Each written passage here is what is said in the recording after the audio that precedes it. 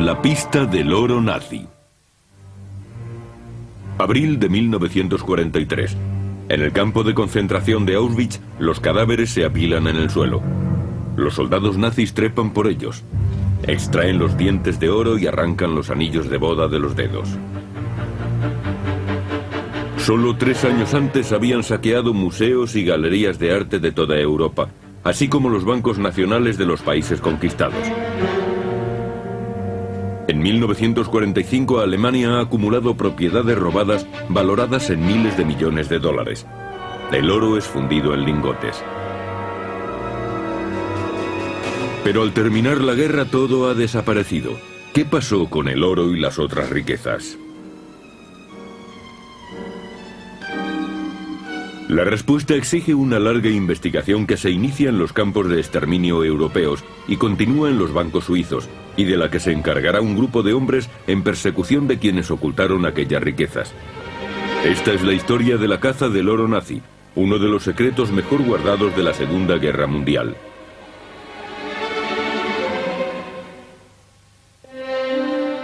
La historia de la caza del oro nazi se inicia en el máximo responsable del Holocausto. Las maniobras de Hitler para hacer de Alemania la nación más rica y poderosa de la Tierra incluyen robos a gran escala. No tiene escrúpulos para saquear a los estados vecinos vaciando sus bancos y confiscando sus colecciones de arte nacionales. Fanático del arte, Hitler hace planes para construir las mejores galerías de arte de Europa, con las mejores obras robadas en las colecciones francesas, holandesas y rusas.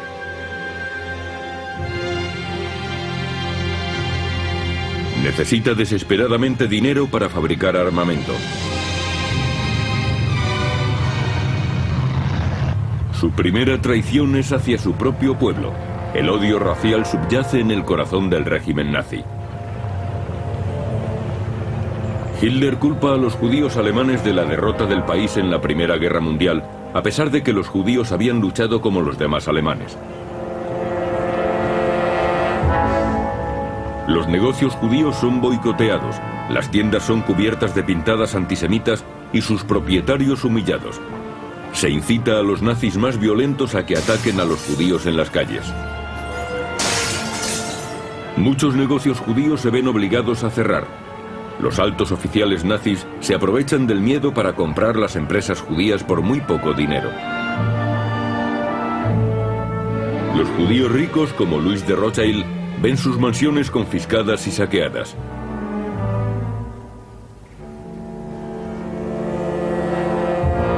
Muchos de ellos acuden a países neutrales para guardar su dinero en bancos extranjeros.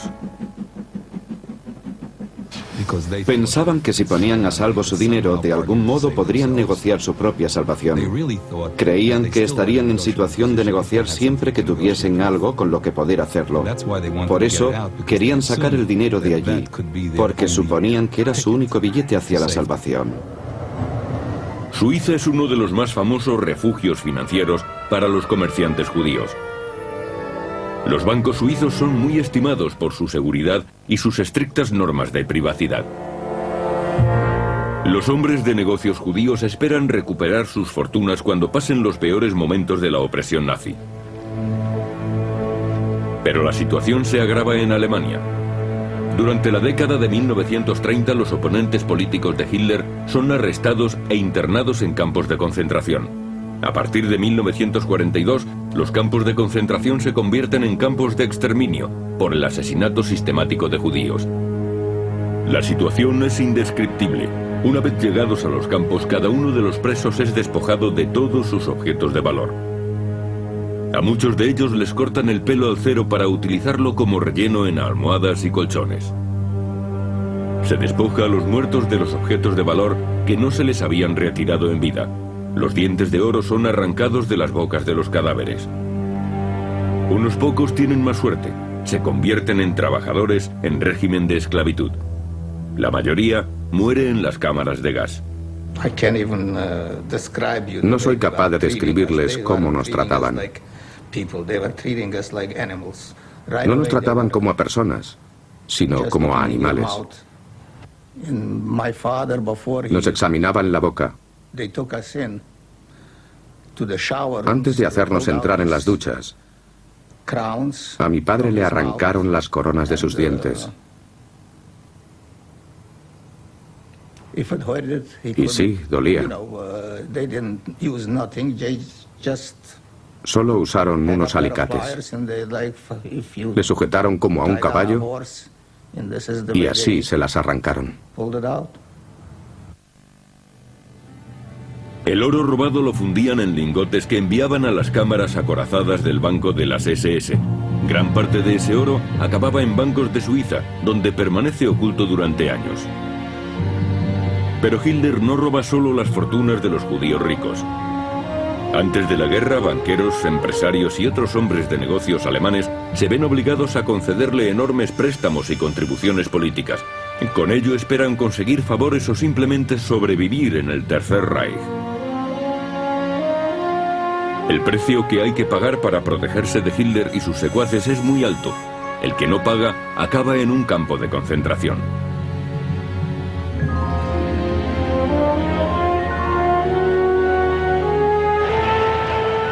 Con las arcas de la causa repletas de dinero robado, Hitler pone en marcha la segunda etapa de su gran atraco.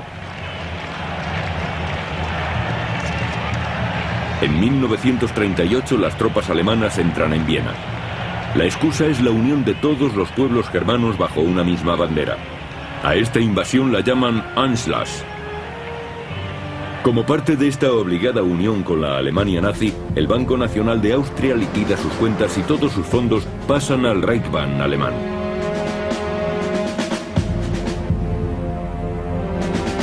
En este primer atraco internacional, Hitler se apodera de unos 90.000 kilos de oro cuyo valor en aquella época sobrepasaba los 100 millones de dólares.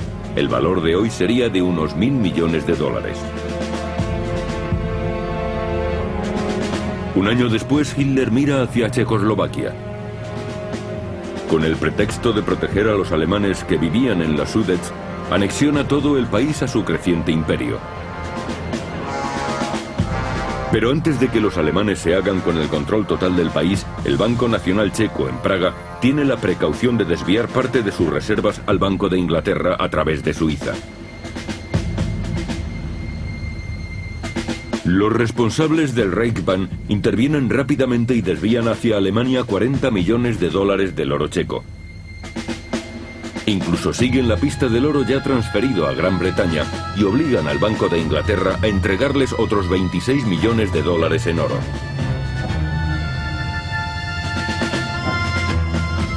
La invasión extranjera se convierte en un negocio muy provechoso para Hitler. La canalización de las finanzas de países enteros hacia cuentas bancarias en Alemania y Suiza está en pleno apogeo. El camino del conflicto mundial estaba trazado y pavimentado con el oro robado por los nazis.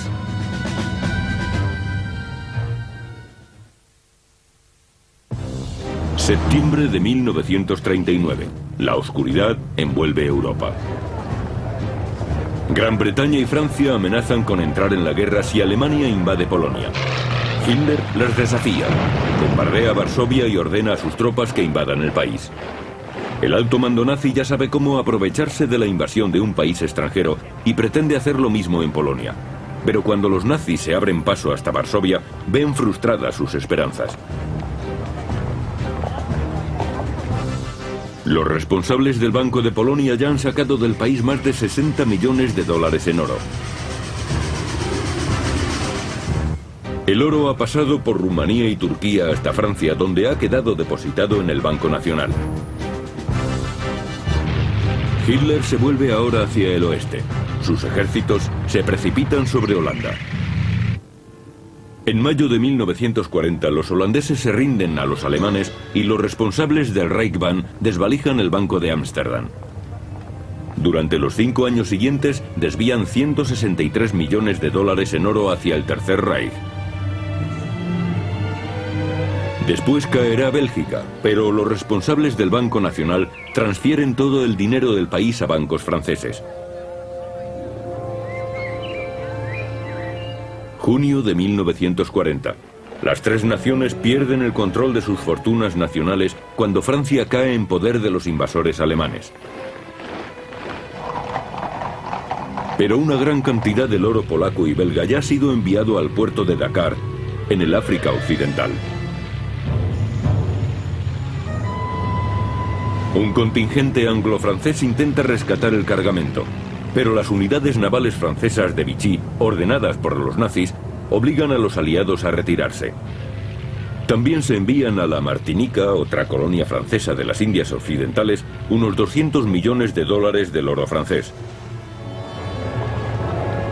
Tienen lugar largas negociaciones entre la Francia de Vichy, al mando del mariscal Pétain, y la Alemania nazi. Hitler quiere el oro, pero no quiere ocupar Francia para conseguirlo. El Führer trata de obligar al régimen de Vichy a que le entregue el oro de Polonia, Bélgica y Francia.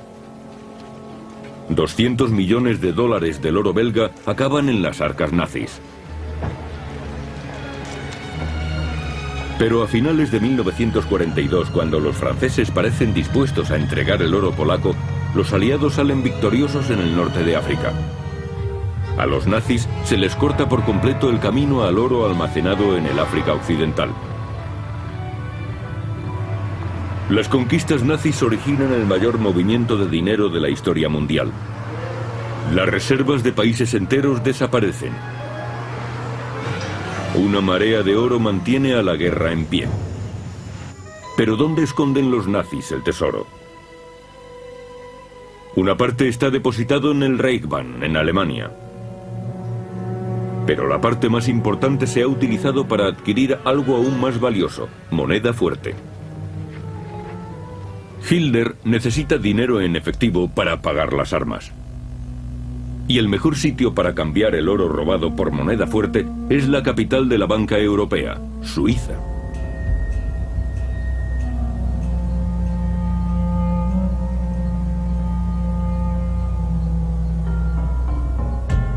Suiza siempre se ha mostrado orgullosa de su neutralidad.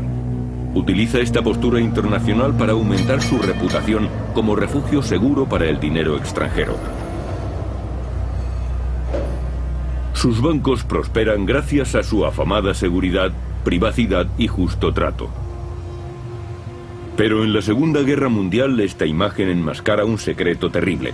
Un secreto que ahora proyecta una larga sombra sobre su supuesta neutralidad.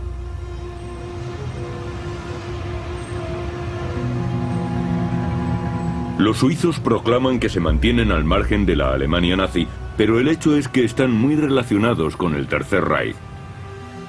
Su Consejo Federal de los Siete, encabezado por Marcel Pilet-Golat, decide que para preservar la libertad suiza tienen que negociar con Hitler.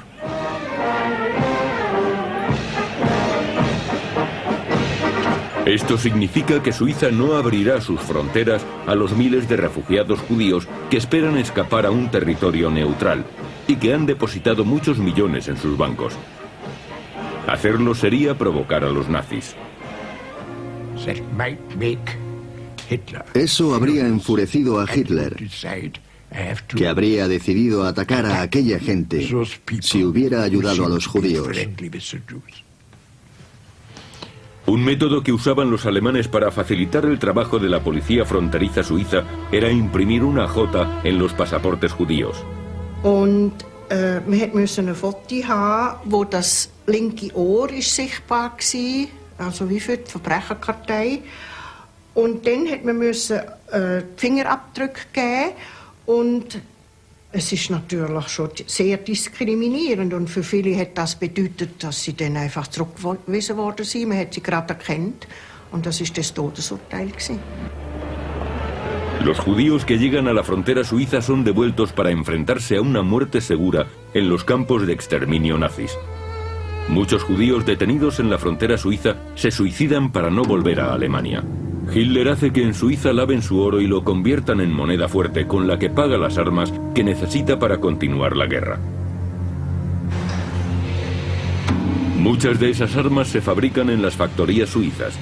De este modo, los suizos hacen aún más dinero vendiendo grandes cantidades de municiones, armas y otros materiales de guerra a la Alemania nazi.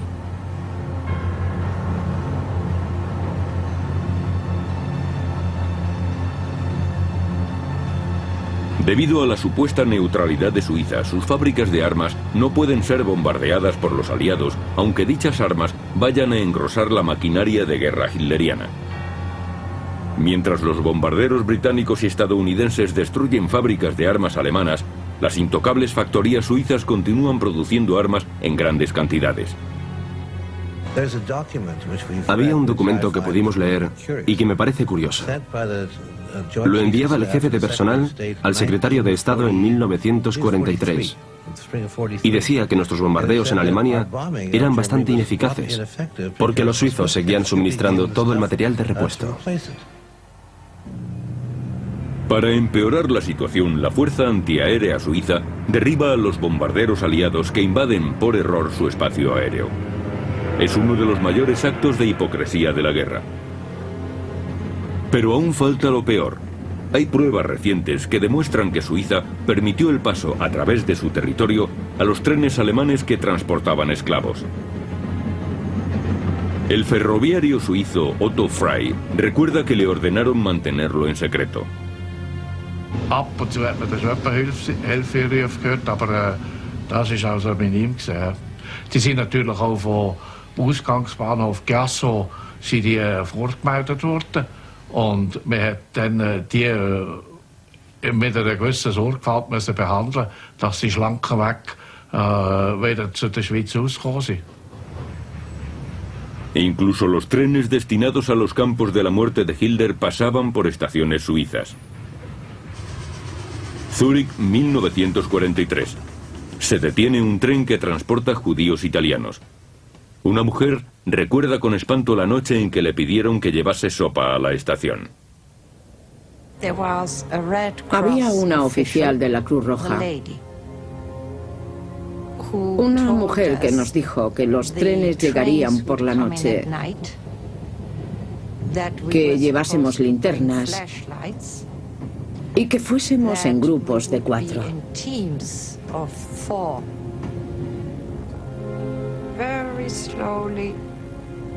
Los vagones llegaron muy despacio y se detuvieron.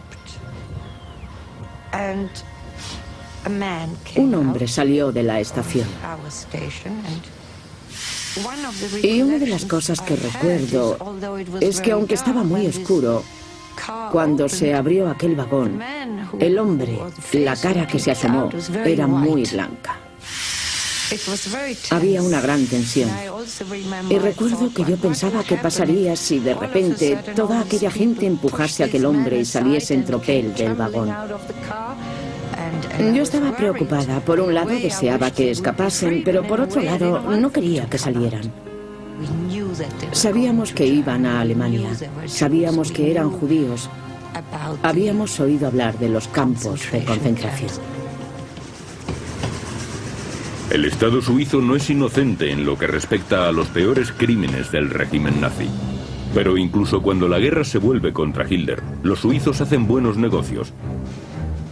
Cuando los ejércitos alemanes se retiran, los nazis, temiendo las pesquisas de los aliados, depositan millones de dólares de las riquezas robadas en los bancos suizos.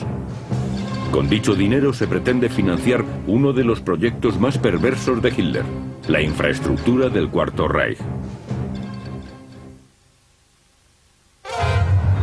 Otoño de 1943.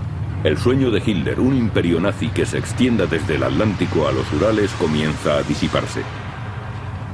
Su ejército queda atascado en el barro de Rusia. Hay miles de cuerpos dispersos por los campos desde Stalingrado a Kursk. Los oficiales nazis se dan cuenta de que sus fortunas robadas ya no están a salvo en el Tercer Reich. Una oleada de oro robado inunda las cuentas secretas de los bancos suizos.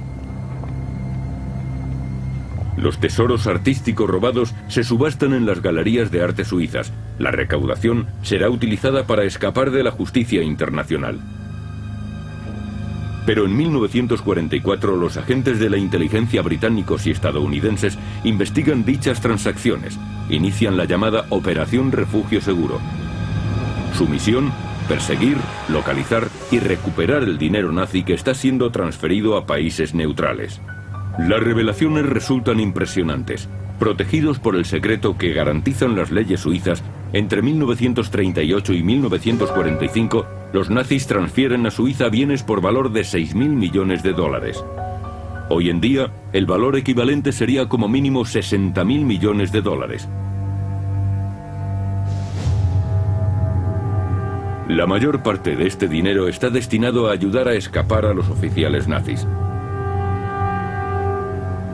Un informe del Servicio de Inteligencia norteamericano identifica millones de dólares en poder del ministro de Exteriores de Hitler, Joachim von Ribbentrop. Él utiliza la embajada de Alemania en Ginebra para blanquear una fortuna en bancos de Lugano y Lucerna. Una fortuna que permanece en cuentas secretas hasta mucho después de haber acabado la guerra.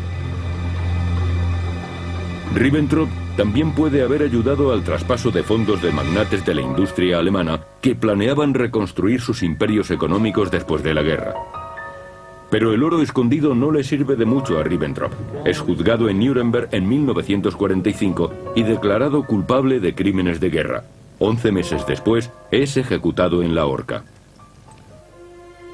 En Holanda, los agentes de la inteligencia de Estados Unidos descubren otro fondo para fugas perteneciente a industriales alemanes, valorado en más de 10.000 millones de dólares. Pero de entre los archivos de la Operación Refugio Seguro surge un descubrimiento más inquietante. Las pruebas de que algunos industriales alemanes están también preparando la resurrección de un nuevo Reich después de la guerra. Trabajan con un grupo de altos oficiales de las SS. Desde países neutrales, planean acumular dinero y tecnología balística para transferirla a los nazis que trabajarían clandestinamente en la Alemania de la posguerra. El plan no llegó a ponerse en práctica, pero el dinero, que en la actualidad equivaldría a miles de millones de dólares, nunca fue recuperado. Otro documento de la Operación Refugio Seguro revela nombres, direcciones y números de teléfono de más de 30 abogados suizos de quienes se sospecha que esconden capital alemán. 1945. Los bombardeos aliados atacan a Berlín. El Reichsbahn y sus sucursales sufren daños importantes y los nazis deciden esconder su botín en lugares ocultos dispersos por todo el país. Más de 200 millones de dólares son enviados por carretera y ferrocarril a Baviera. Allí se ocultan en cuevas de los Alpes bávaros.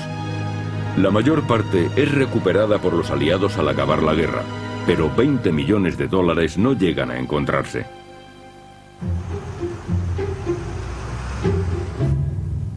En 1984, Ian Sayer, autor de El oro nazi, fue tras la pista de este tesoro desaparecido. Él describe lo que ocurrió en el pueblo de Einsel, junto a un lago. Una noche oscura, muy oscura, subieron unos soldados con uniforme de oficiales alemanes. Fueron con sus mulas siguiendo la ladera de aquella montaña hacia la cumbre, y cuando llegaron arriba, enterraron el oro y el dinero en diferentes hoyos, justo en la cima de aquella montaña. Y allí estuvo hasta que los norteamericanos ocuparon la zona. Cuando los estadounidenses llegan a Einsel, oyen rumores sobre el oro escondido. Uno de los alemanes que había ocultado el oro, el coronel Frieder Rauch, decide volverlo a enterrar en el pueblo de Garsmith. Enterraron el dinero en el jardín de esa casa, por allí. Allí permaneció algunas semanas hasta que el coronel Rauch volvió acompañado de un americano y algunos soldados. Y dijo a las personas que había en la casa que tenían que entregar el dinero y mencionó una suma concreta. Les concedió 3 semanas para desenterrar todo el dinero que había en el jardín. 3 semanas después, volvió, recogió todo, lo puso en un jeep y se fue colina abajo. La última vez que le vieron estaba custodiado por militares estadounidenses. Después, nadie le ha vuelto a ver. Joseph Pinzel fue uno de los alemanes que participó en la ocultación del oro y recuerda cómo reveló a los norteamericanos dónde se hallaba parte de aquel. Había estado comentando a mis amigos de la pensión que yo sabía dónde estaba escondido el oro. El caso es que dos americanos, probablemente de sus servicios de inteligencia, vinieron a verme y yo les llevé a un lugar llamado el Agujero de la Vaca, en lo alto de Enfield. Un oficial alemán se unió a nosotros y todos subimos a la montaña. Llevaban un detector de metales y la aguja empezó a moverse en un lugar cubierto por troncos de madera. Era un agujero muy grande. Uno de los americanos se fue y volvió con 2 camiones en los que cargaron todo aquello. Eran como ladrillos cuadrados y parecían pesados. Sí, era oro. Lo cargaron en los camiones. Era una gran cantidad. Pero cuando los oficiales estadounidenses hicieron inventario del dinero, descubrieron algo inquietante. Unos 20 millones de dólares del oro nazi habían desaparecido de Garmisch. Soldados norteamericanos y alemanes podían ser los culpables. Ese dinero nunca se pudo recuperar. Los judíos supervivientes intentan ahora recuperar el dinero de las cuentas de ahorro de sus familiares fallecidos. Lo que encuentran es cerrazón, negativas y obstáculos. Los bancos suizos están implicados en una de las más abrumadoras y sorprendentes historias de la guerra.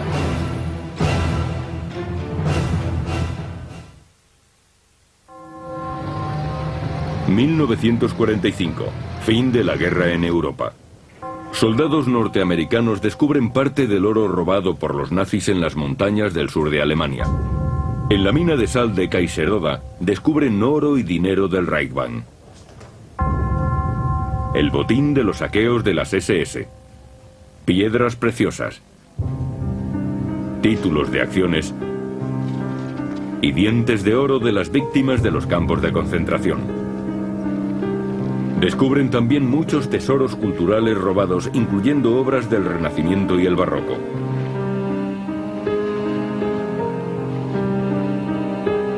La cantidad de oro recuperada representa miles de millones, pero no es más que la punta del iceberg.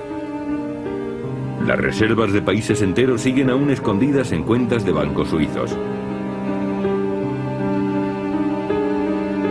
Mientras los nazis son juzgados en Nuremberg, los aliados empiezan a investigar los negocios de los bancos suizos.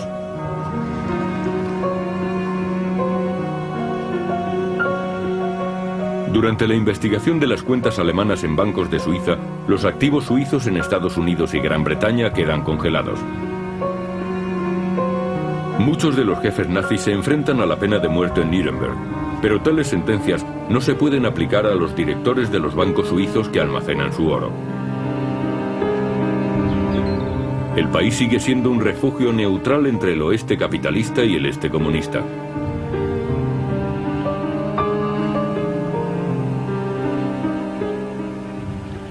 Mientras la operación Refugio Seguro, la investigación del tráfico del oro nazi, sigue su curso, los aliados deciden zanjar la situación con los responsables de los bancos suizos. Los británicos tienen más prisa que los norteamericanos por alcanzar un acuerdo inmediato. Necesitan los préstamos de los bancos suizos para reconstruir sus ciudades bombardeadas. Los aliados determinan que los bancos suizos tienen en su poder 400 millones de dólares del oro alemán. Tras algunas negociaciones, Estados Unidos y Gran Bretaña se quedan con 60 millones de dólares y los suizos conservan el resto. Es una estimación muy a la baja de los miles de millones de dólares que realmente fueron transferidos a cuentas bancarias de Suiza desde la Alemania nazi. Es un acuerdo muy ventajoso para los suizos. Pero dicho acuerdo no contempla las cuentas abiertas por los judíos antes de la guerra.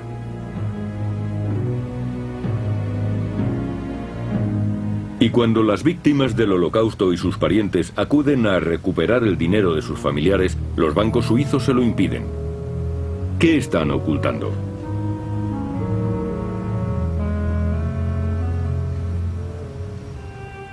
El caso de Elisabeth Trilling-Groch es típico entre los supervivientes. Durante la época nazi, la madre de Elisabeth la escondió en un ático en el gueto de Varsovia para librarla de la persecución. Ahora recuerda cómo su madre intentó comprar su huida del gueto con el dinero de una cuenta bancaria en Suiza. Dijo al superintendente que iba a escribirle una carta para retirar 3.000 marcos en oro. No sé si llegó a escribirla. Lo que sé es que él la denunció y ella fue enviada a Treblinka. Elizabeth fue recogida por una niñera no judía y entregada al cuidado de una familia polaca. Tras haber sobrevivido a la guerra, viaja a Suiza para reclamar el dinero de sus padres. Los banqueros suizos le piden una documentación inexistente. Certificados de defunción. Se mostraron prepotentes y creo que hasta insultantes. De sobra sabían lo que había sucedido. Los bancos saben lo que hacen. Saben bien que en los campos de exterminio de Hitler no se expedían certificados de defunción. Ponen pegas incluso cuando el superviviente conoce el número exacto de la cuenta. Stephen Forey, de Nueva York, hijo de una víctima del Holocausto, recuerda las palabras de su padre. Mi padre me dijo, mira, tengo el número de la cuenta. Ve al banco y retira lo que tengas allí. Yo estaba completamente seguro de que aquello tenía que funcionar. Su padre había previsto que habría problemas, por eso escondió los números de cuenta en su permiso de conducir.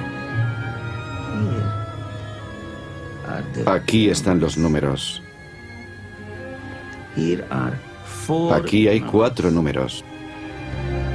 Solo en una cuenta su padre había depositado 18.000 francos suizos. Aún así, el banco suizo niega tener constancia de la cuenta de Forey.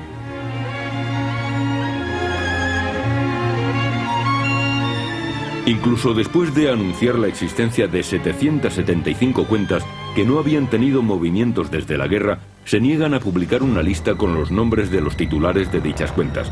Los banqueros suizos dicen que estas estrictas leyes de privacidad fueron introducidas en 1930 para proteger las cuentas bancarias del saqueo nazi. Pero ahora se invocan esas mismas leyes para denegar el acceso de las familias judías a sus cuentas. La banca suiza está a punto de ser puesta en evidencia debido a la intervención de un grupo de norteamericanos adinerados. Y está próximo a ser desvelado uno de los más oscuros secretos de la Segunda Guerra Mundial.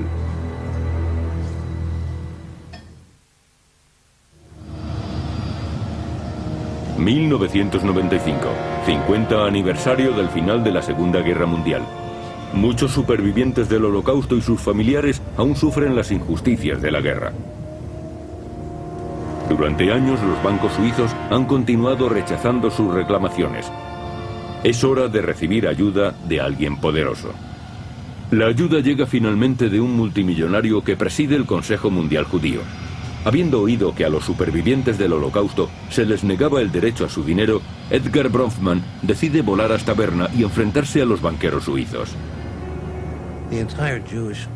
Todos los judíos son parte de mi familia. Y yo perdí, por así decirlo, 6 millones de miembros de mi familia en el Holocausto. Y me acuerdo mucho de las víctimas.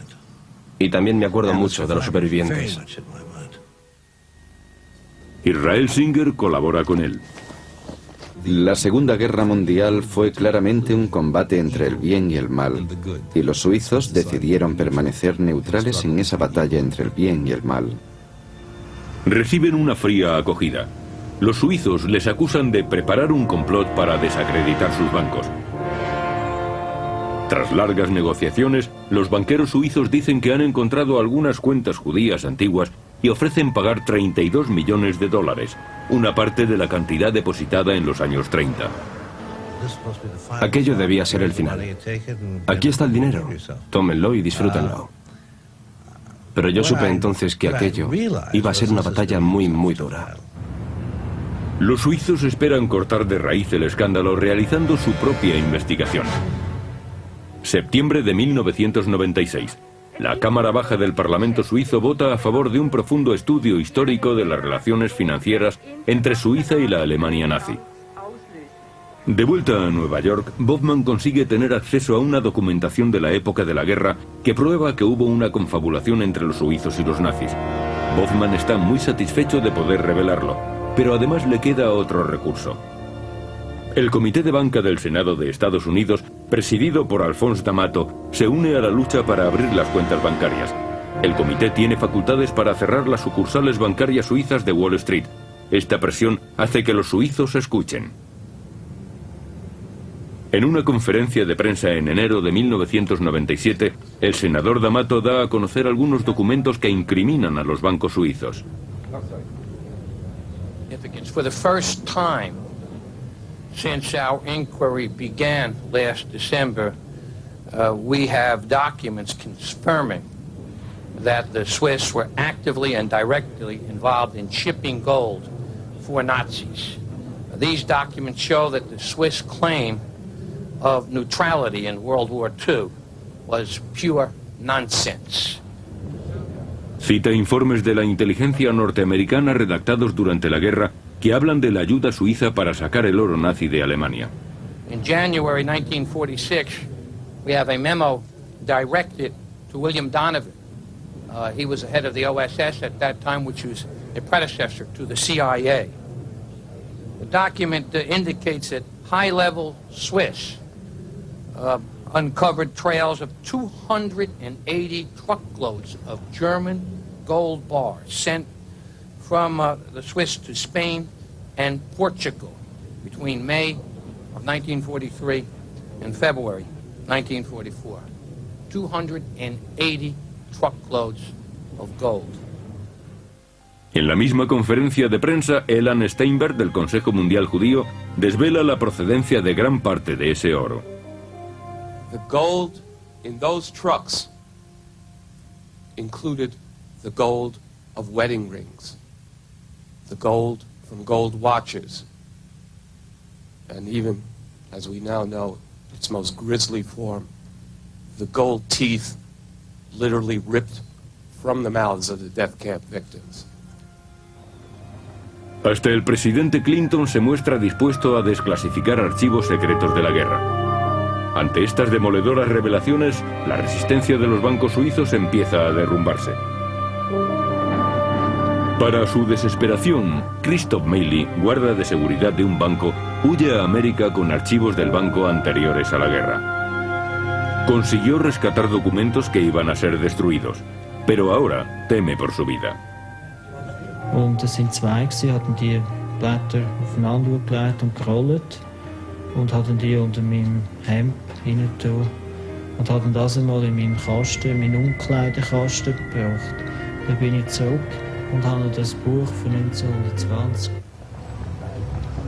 Los familiares de los supervivientes del Holocausto contratan abogados y prometen interponer una demanda a los bancos suizos por 20.000 millones de dólares. En un acuerdo provisional, los suizos declaran que pagarán 10 millones de dólares a judíos ancianos que aún viven en Europa del Este. La razón es que estas personas han sufrido con los nazis y con los comunistas. El dinero es bienvenido, pero no es suficiente para detener la presión internacional. El ministro de Exteriores de Suiza, Flavio Cotti, la siente. También es trabajo nuestro en Suiza volver a debatir sobre este periodo de la Segunda Guerra Mundial, que fue un periodo muy difícil para nuestro país y en el que también nosotros ciertamente cometimos errores. Diciembre de 1997. Representantes de 41 países se reúnen en Londres en la primera conferencia internacional dedicada a localizar el oro nazi.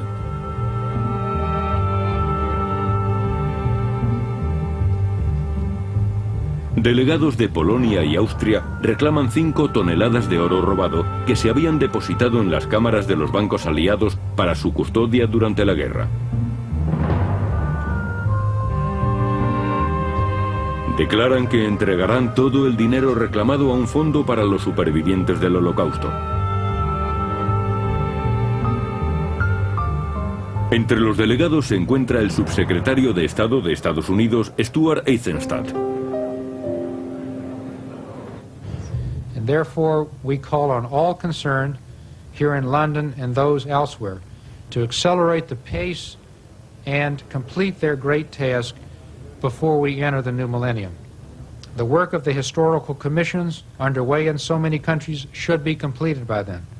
The funds which have been established and those which will be established should disperse a generous portion of their contributions to Holocaust survivors by the end of this millennium. Pero una de las revelaciones más macabras aparece al analizar el contenido químico de las monedas de oro suizas. Se descubre que contienen un alto nivel de mercurio, 10 veces más que el contenido normal, lo cual indica la presencia de oro utilizado en prótesis dentales. El odontólogo forense David Whitaker cree que el oro procede de prótesis arrancadas a las víctimas judías. No se encuentran niveles importantes de mercurio en el oro refinado, oro para lingotes o el que se usa para fabricar monedas. Por eso, si aparecen niveles considerables de mercurio, debe haber una razón. Y esa razón puede ser, por ejemplo, que provenga de prótesis de oro de la boca de una persona y también de amalgama de plata de la misma boca o de otras próximas. Creo que existe la posibilidad de que ese mercurio, químicamente fundido con el oro, llegase a formar parte de esos lingotes. Con la amenaza del boicot y las sanciones a las sucursales de sus bancos en Estados Unidos, los banqueros suizos varían notablemente su propuesta. 1.250 millones de dólares. La suma se pagaría en los 3 años siguientes. El 18 de agosto de 1998, el senador D'Amato comunica la buena noticia. I think it brings closure to this matter, and it will bring a measure of justice and help to people who need it, and I'm tremendously pleased. Aquel mismo año, Ian Sayer y Douglas Bottin, que han seguido el rastro del oro nazi, publican una nueva edición de su libro. Ambos declaran que se ocultaron robos del oro nazi por parte de estadounidenses y alemanes en 1945. Sayer calcula que el valor actual de este oro desaparecido sería de 4.000 millones de dólares. Él piensa que una parte fue utilizada para financiar operaciones secretas de los predecesores de la CIA. Tengo buenas razones para creer que el oro nazi se estuvo utilizando en operaciones secretas americanas. Lógicamente, para contrarrestar la amenaza comunista. Molesto por estas críticas, el Departamento de Estado norteamericano establece una comisión de historiadores para examinar la cuestión. En 2001 se hacen efectivos los primeros pagos importantes por parte de los bancos suizos. Se envía dinero a 35.000 supervivientes del Holocausto dispersos por 36 países. Parte del dinero se entrega a personas que fueron esclavizadas por los nazis. Pero para muchas de las personas que lo reciben, este dinero es un amargo recordatorio de lo que perdieron durante la guerra, como comenta la superviviente del Holocausto Barbara Trapp. Hizo falta mucho tiempo, años y años, para que los suizos admitiesen que aquellas cuentas durmientes existían.